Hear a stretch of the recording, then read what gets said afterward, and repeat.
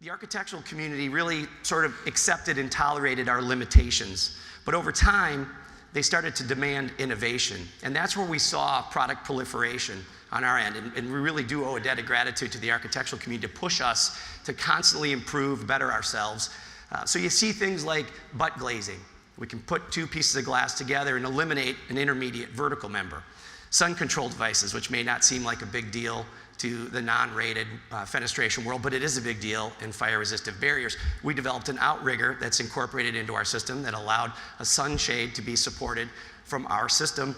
The architect didn't have to compromise or sacrifice their design intent because they were incorporating fire-rated glass. And then finally, as Tom mentioned in his previous presentation, security is a huge issue in the world we live in today.